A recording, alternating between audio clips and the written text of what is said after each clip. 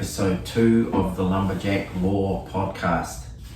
So lore is defined as a body of traditions, knowledge and experience. It's passed down from person to person through the art of storytelling or communication. So what I want the second episode of Lumberjack Lore to be about is two things. Kind of give you all an understanding of how I want the template of the podcast to work, or the ebb and flow of the podcast to work once I start bringing guests on, but also to have it be a repository for niche skills and specialist skills that people have in their chosen careers. So I was a lumberjack for 20 years, and through this forum I want to share some of my own personal stories that I learnt, or laws that I learnt through that career, but also be able to bring that out of the guests that I bring on. So this episode I've titled Sharpening the Saw, and you hear this term occasionally as a business motivational or inspirational term, sometimes in sport as well. But at the cutting phase for me over that period of time, it literally meant efficiency, sometimes safety, but mostly efficiency and proficiency. And they're two different words. But it took years to learn how to sharpen a saw, and it really comes down, in my experience, to seeing it as craftsmanship or craftspersonship, something that took so long to learn and took a massive amount of commitment and dedication, a lot of coaching from mentors and people that I worked with over the years, and then really just tinkering and experimenting and kind of trying different things as mini projects, if you like, during the working day, and gleaning an understanding of what worked and what didn't, what actually got that chain cutting its best for you. And when you could do that, it made the job easy in that respect, the actual cutting aspect of it. The job itself was never easy. It was very, very hard work, as you may imagine, and at times extremely dangerous. But being able to sharpen that chain to its optimal edge absolutely made it certainly a lot easier, and in some way, because of that, perhaps pleasurable at times. So there are a lot of nomenclature associated with every genre of work, but in the logging industry, particularly as it pertained to sharpening a chain, there were some terms that you needed to know and understand, perhaps not initially, but over time, so that you could really apply the learnings really accurately to the specific parts of the chain that you were working on. So you had the chain itself, and on the chain you had a thing called a tang, which was what guided the chain into the bar, and that had to be the correct gauge. So what I'm getting at here already is that even if you extrapolate that out to a sporting sense, if you play NFL or American football, the gridiron, that might be something that has to do with your pads or your helmet, and you needed to know that stuff and have it down to be successful and be safe. So in this aspect, having the tang at the correct gauge allowed that chain to run smoothly and accurately through the guide bar. And there were a certain set of tangs that you had to have relative to the length of the guide bar. So from memory, if you had a 22-inch bar, you would have a 76 drive link chain, and so the 76 related to that being the tangs. And then the cutter had a top plate, it had a side plate, it had a drag, and then the cutter links were joined with literally joiner links, and they all had ball bearings in them. So your saw had to be lubricated, obviously had to be fueled up to be able to work, but the oil mix needed to be right to push enough oil into the lubrication of that chain. And when you got a new chain on your saw, it stretched, and it stretched fairly quickly once you started using it. So not only did you have to set it at a certain tension, you had to very quickly, after you had made a few cuts, readjust it to the correct tension again so it didn't get thrown off the saw. So you had a power head which supplied the power to the chain. And some of this seems obvious, but in the context of the whole podcast, it'll start to make sense here soon as we talk about needing on the drive shaft of that power head to have a sprocket that matched the gauge of the chain. So there were several different sizes of chain to make it confusing. You may have a 3/16 chain, you may have a 3/8 chain, you may have a 404 chain, and there were numerous other gauges of chain, but you had to match that choice that you made to the sprocket. So you couldn't run a 3/8 chain with a 404 sprocket. So on the drive shaft of the power head, you had to ensure that you had the correct gauge sprocket that matched the gauge of the chain. And then I had, and I didn't initially have it, but very quickly came to understand that in terms of efficiency, and we're all looking for that in our careers and businesses and what we do in our sports, I needed a tool belt, because you had to carry not only a spanner for your adjustments, but also 4 different types of file, and not everybody carried that amount of artillery in their tool belt. I built my tool belt custom, and I really loved it and I miss it. I built it to not only support your back, because it was back breaking work, but I built it out of really thick leather that was really durable, and it lasted me years and years. And so I had 3 different types of file in that tool belt, and I had that on me so that I could just take one of those out as soon as I needed it and get the job done straight away. So I had to carry files that matched that chain as well. So I ran a blend of 404 and 3/8, but I carried only a 3/8 file, a round file, a 3/16 file, a traditional flat file, and occasionally a hexagonal flat file, and I'll go into what those performed for me in a little bit here. So it's a little like, let's say, and we're looking at the iPad, if you're a graphic designer, you might need Procreate, you might need some Adobe products, you might need more than your iPad, and obviously you need the associated skills and accumulated knowledge to be able to put all of that together to get your graphic design project to that really high level, professional looking product that you need to deliver in all sorts of contexts.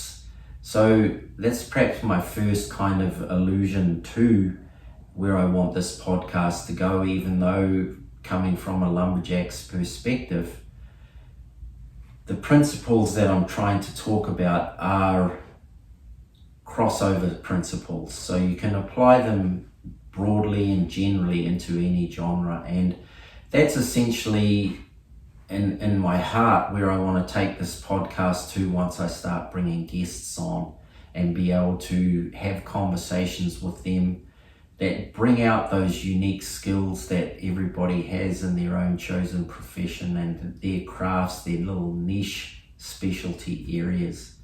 So it took me about 5 years of intensive learning and listening and watching and observing from mentors and coaches that I had that were teaching me not only how to sharpen a chain, but also the techniques and skills that I needed in a lot of ways, not only to stay alive, but just be efficient, and in a production line sense, be able to always have a mindset of excellence in terms of trying to deliver a better product to the next person in the production line than what you received it. So you had a really vital role to perform in terms of the overall efficiency of the whole operation.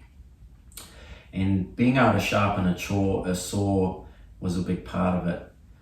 So as I said, around about 5 years it took me to feel like I was just getting there. And initially when I started, I used to, in episode 1, I talked about getting time through cuts. And so sometimes when I was a greenhorn, you might have a log come down onto the processing landing that could be 4 or 5 or even 6 foot through, and that would elicit a little bit of a chuckle from my more experienced and illustrious colleagues, because they'd see this as a chance to really put me in my place. And it wasn't that I was knowingly getting out of it.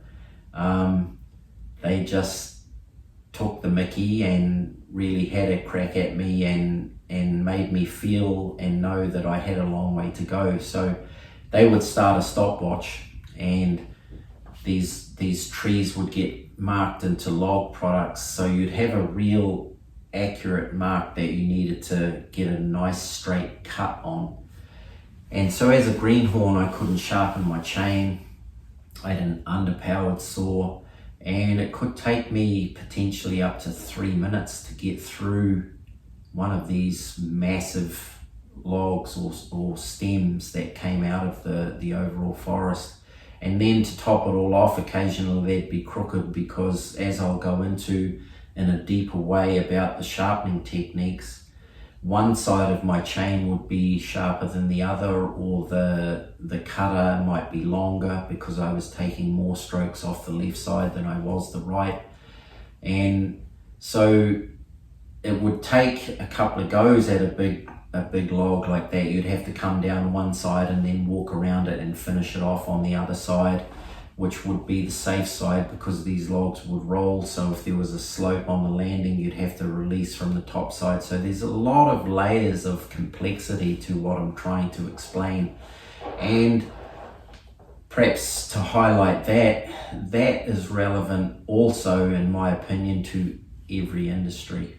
There's just a lot of layers of complexity, and your success often comes down to not only what I think is my number one value, education, and how much time and effort you put into that, and where you get to with that, and how you apply it into your chosen career after you leave college.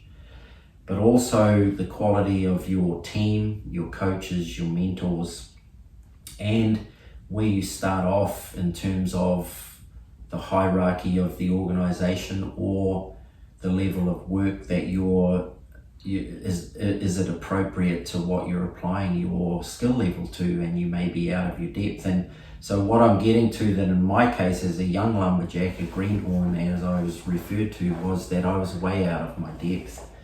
And so you would be the brunt of many jokes, or I was the brunt of many jokes from my colleagues, and they were good natured but also motivational for me too, because you don't want to always be that. You need to understand why you might be, or why you are, but also have some sort of pride in yourself, and perhaps some ambition to progress and perhaps learn from that. And although I don't feel that became part of my leadership or management style going forward, as I earned the right to be in those roles over a period of years, because I found it difficult, it was always there. And it might just be the nature of that primary industry job or labor intensive job, that was a cultural thing that my older mentors used as a teaching tool, perhaps. Some of the other terms to do with the chain were top plate cutting angle, the gullet. So when you got a new chain coming out of the box straight from the factory, they were machine sharpened, obviously, and you could argue that that was the ultimate sharpness of a chain. I would debate that, because I think there were certain things that you could learn over years that would enable you to enhance that sharpness and get that chain cutting more optimally than it did coming out of the box. But because it was machine sharpened, there was always a little tag in the gullet of the chain. So the gullet of the chain is the part that's a sort of half moon shape where you stroke the file. There was a little tang there from being factory sharpened. So the first thing I would do when I put the chain on the saw, not initially obviously because I didn't know to do it, but as I was coached and led, I was encouraged to do that. Just take in my case, I'd take the smaller file, the 3/16 file, so you didn't end up touching that factory sharpened top plate cutting angle. You'd get under it, the file was smaller, so you wouldn't upset that or touch it or blunten it from scratching it in a way that didn't enhance it or even sharpen it. You take that little tag out. That was the first thing you do, and then you take your flat file and you just take one slice off the top of what was known as, another bit of nomenclature, the drag. And the drag set the width of your chip, how much wood the top plate cutting angle would get exposed to. And you could take too much off that, and then what you'd find is that your saw would jam because it would be trying to eat too much wood in the cut. So that became an art too. So there was some arts within the art, let's say. That's the gullet part of it, the drag part of it, and then we talked about the bearings needing to be lubed early on to set that chain up, how to take the stretch out of it. Then you had a side plate cutting angle too, and some of these things you would get initially quite wrong. You would get that side plate angling back where there was an ideal way to have the side plank, which was slightly forward, and you became quite proficient at maths because there were factory angles that these were set at. And while I just said sometimes it was an enhancement to experiment and find out that there might be superior angles on the top plate or the side plate.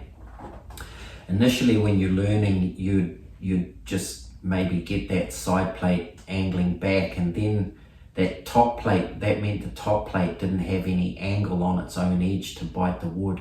So you could and did get a lot of things wrong initially, and that's perhaps where the brunt of some of these jokes came from my coaches and mentors, is that they were in their own inimitable way encouraging me to get better.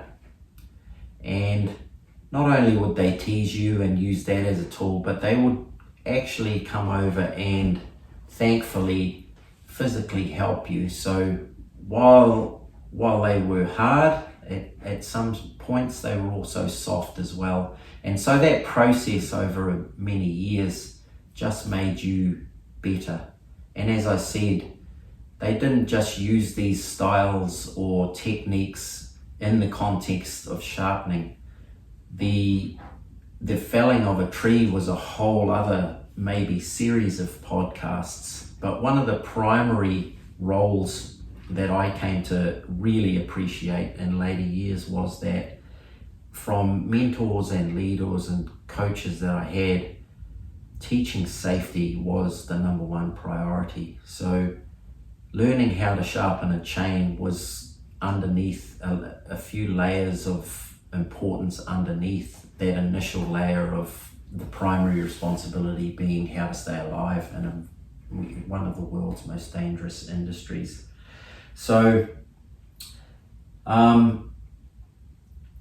where I'm getting to with that is once you learned a lot of these techniques, you were on your way to mastery, trying to master that craft. And once you understood how much easier the job could become by having a very sharp chain, it just made every aspect of the job so much easier, and you could allow the machine to do the work rather than having to physically do the work yourself. And by that I mean, when you had a blunt chain, you had to really muscle into that saw. You had to lean into it to make it work. And it was hard on the saw as well. The saw would labor, but it was hard on you as the person driving it as well, because these things are very heavy and they're very powerful. And so being proficient at sharpening the chain lessened the impact of those two things. It made it seem lighter, and it made it seem like the power it had was being used to its optimal level, and you could just essentially place the saw in and let the saw do its own work. And once you had that sharpening down, the chain would drive the saw itself. It would pull the saw into the cut for you, so you didn't have to lean on it, you didn't have to drive it and physically push or pull the saw. It would do it itself. And so learning these techniques was really important.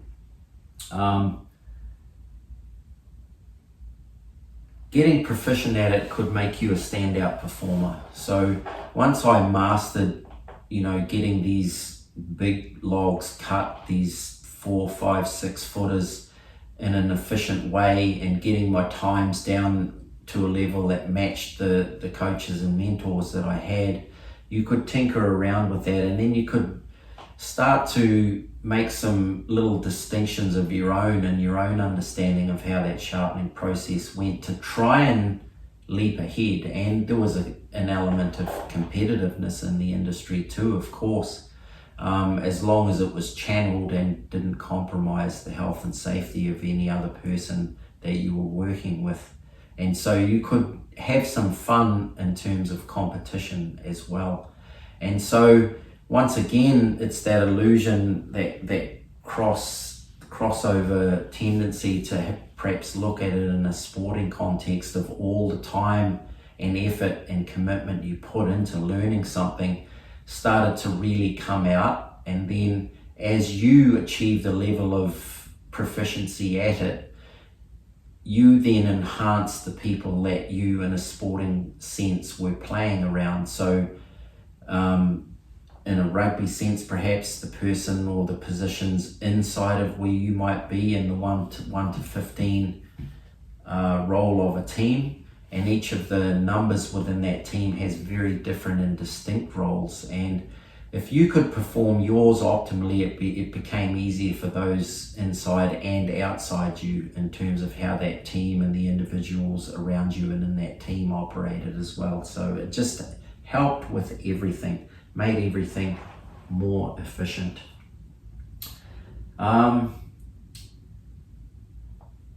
The role of coaching and mentorship I covered off in episode 1 quite a bit, but in this industry it was just massive. And one of the things that, particularly with sharpening, I found was that they would help you get to a certain level, but beyond that they'd let you have a certain amount of self-discovery. And that, if you talk about the competitive part of it, they didn't want to be outcut, so you had to discover how to become a master of that part of the game on your own. And some little techniques that I learned, for example, dirt was the enemy of a sharp chain. So if you ended up hitting some dirt with that chain, you could sometimes see sparks. You knew that you had blunted either just some teeth, or maybe the whole chain, or maybe one side of the chain. So dirt was the enemy, sand was the enemy. In the central North Island volcanic plateau of New Zealand, sometimes there was volcanic ash in the bark of trees that you were falling or dealing with, certainly in the soils. And so they're very abrasive, and so keeping a chain sharp took some time, and it depended what you were doing in the production line on how often you would have to sharpen.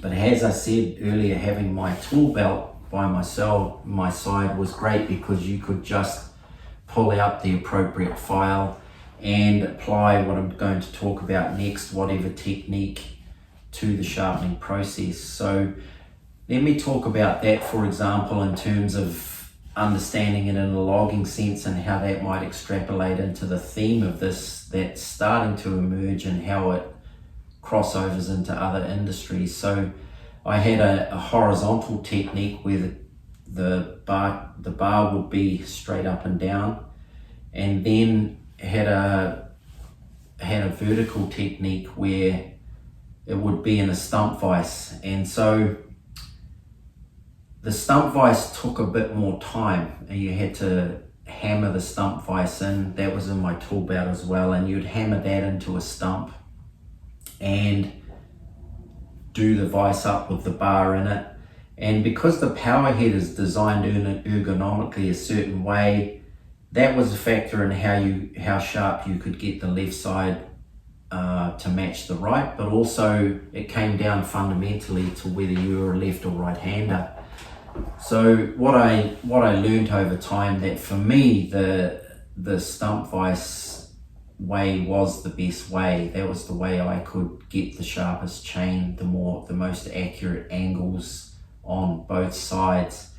Having it up between the knees as such, one side you could get really well, but then when you turned it around you had to slope it away, and there was always a discrepancy there that whether it was real or not, I thought it was real, particularly when you came down towards the last little piece of the chain, let's say the last fifth of the chain before the cutters started to break off. You could just tell that one side wasn't cutting as well as the other. So the stump vise was the way for me that I could get the most accurate balance out of both sides of the chain, and the longevity of the chain as well. The best edge, but also I got shown later in my career how to sharpen with a flat file, and there was a lot of unlearning that had to be done before you could use a flat file properly. So not only did you have to unlearn how you sharpened with a round file, you had to relearn or learn a new technique on how to use the hex file, because you had to come back against the grain of the tooth on a totally different angle set.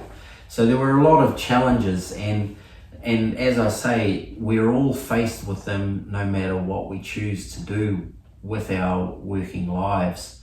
And some challenges are bigger than others. You know, you might get a project presented to you with a really tight timeline and some very challenging logistical and perhaps at the extent of your bandwidth of knowledge.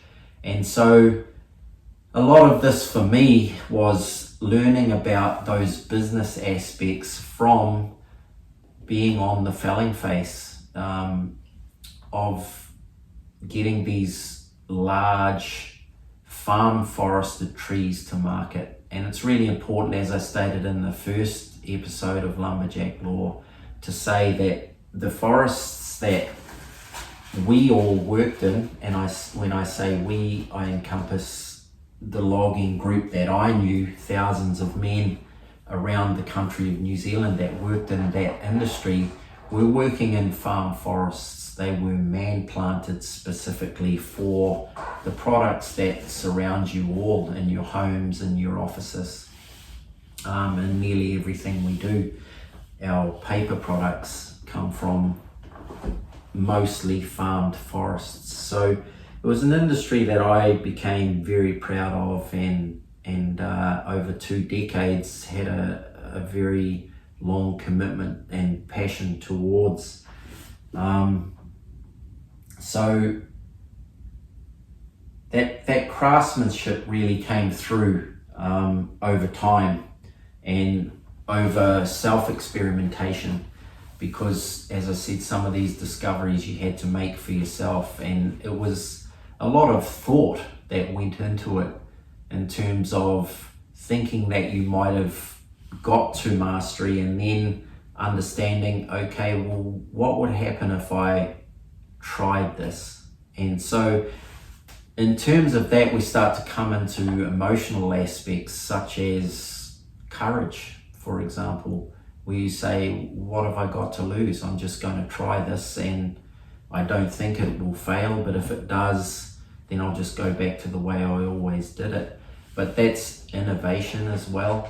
So that's why I carried 3 files. So over time I understood that even though I sometimes ran 404 chain, I would sharpen that with a 3/8 file, and you'd get a fairly prominent top plate cutting angle for that. I would use that mostly on the landing where the trees had been dragged through a lot of dirt, and the 404 chain could hold an edge longer because it was bigger. And maybe I would use semi-round, where the point of the top plate and the side plate met was rounded slightly, and so it would hold an edge through dirty timber longer than square tooth, which is just an absolute right angle from top plate to side plate. And then I would flatten off the top plate cutting angle so that more surface area of that was confronting the problem, which is the soil within the bark of the trees as they'd been dragged from the felling phase to the production area. And then if we talk about the felling face, I would use that square chisel and I would drop down and weight, let's say, of the chain. So the 404 was bigger, it was heavier. I'd drop down to 3/8, which was lighter, and I'd use an 8-tooth sprocket and make the chain faster. So the 404, I'd use a 7-tooth sprocket, 3/8, I'd use an 8, and that would get more revolutions out of the chain from each revolution of the power head of the chainsaw. So it would cut not only faster, but I'd decrease that top plate cutting angle a little bit. As I say, it was an absolute right angle, so that first confrontation with the timber that the tooth made was a dead straight, very, very sharp point. And then if you took the drag height just to the perfect level, it would slice that timber out in a very smooth way. And that was a key aspect, having smoothness, not taking too much off that drag height so that it was starting to grab and take a chunk and labor the saw. You wanted the saw to be really efficient. And so you could play with a few of those little iterations of what craft you were applying that you'd learnt over many, many years, and in some cases, or most cases, your own experimental process. And applying that to the way you administered your felling cuts and how you planned that sort of operation. As I say, it took a lot of dedication, took a lot of commitment, and took a lot of studying and tinkering, iterating, experimenting, and applying your own mini projects. So not unlike any other career, industry, or chosen profession. And in those words, you can encompass the journeyman, you can encompass the genius, you can encompass the hard worker, the efficiency expert, the person who just seems to have everything come easy to them, the really hard worker, the grafter. Every kind of sort of descriptive word you could use to encompass or describe someone's methodology came through in this part of the lumberjack game. And it was an absolute pleasure after a few years to be able to kind of make that transition, if you like, into being the brunt of all the jokes and having a hard time having a saw that labored through cuts, a chain that was blunt more often than that was sharp, and getting to where you could be at a point in your career where you could start to share that knowledge, wisdom, and experience with other people that came into the job and we're experiencing what hopefully we all can never forget about where we came from in not only our lives, our personal lives, but mostly in our professional lives, and be able to pass on some of that wisdom, knowledge and experience to those younger people coming in to not only just help the whole operation that you're involved in, but them as individuals, because there are other aspects to the learning process as well that cross over into people's personal lives and happiness. And so the less people can struggle with some of these things and get a sense of self-purpose and pride in their work, the better in my perspective. And I just have a term written here on my iPad that I want to dig into a bit. A couple of things. What goes into making something look easy? And for me, in terms of where I'm coming from with this particular episode, is a lot of hard work, a lot of dedication, and many years of applying those things and iterating and thinking about what you're doing. So if you're blasé about all of those things, in my opinion, that's either going to take you much longer to learn some of the elements that take you to the next level or take you on to potentially mastery. That will hinder you. You'll only achieve mediocrity if you don't try and think deeply about what you're doing. And perhaps in, I guess, modern nomenclature, cross business, we could perhaps, I'm trying to think of the word, it'll come to me, but just applying that to the thinking about it and applying it to what you're doing in a constant way is going to get you a long way there. And then talent is hard work in disguise, which enhances what I'm trying to say. I used to look at these big, often burly, wild men when I was young and think, they're just naturals and it's come easy to them.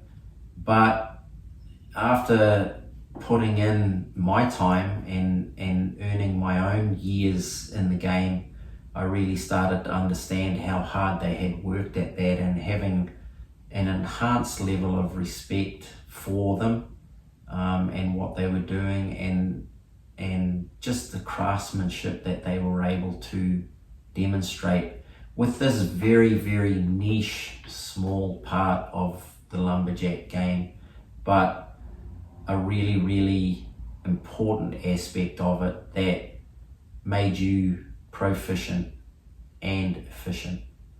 So that's kind of to wrap up episode 2 and come back to what I said at the beginning, the way that I would like the podcast to go.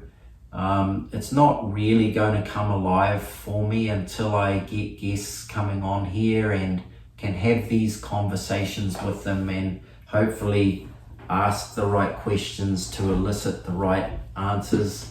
And it may not even be that they're just the right answers, but interesting debate, interesting conversation, and that kind of humanity that in the modern social media era we occasionally, I think, miss and maybe yearn for. And just to delve into other people's really neat niche pieces of craftspersonship that they've able to develop over the years, and how they got there, who coached them, who mentored them, some of the mistakes they made along the way, and how they learnt, and how they apply it now, how they help mentor and lead young people in their own chosen careers. And just, it'll be those guests that bring it alive. So that's it for episode 2 of the Lumberjack Lore. I hope I've been able to kind of teach you a little bit about how to sharpen a saw, and to wrap it up, say that I hope you don't rush out there and pick one up, because they're very, very dangerous tools. I think they should be, along with firearms, licensed, and you should have to go on some courses to learn how to use them. So I don't want it to inspire you, if you're inexperienced, to go out and just pick one up and have a go. I think you should do a few safety courses first, and understand just how dangerous both the saw, the chain, which is the weaponized part of it, but also how you apply that into the wood.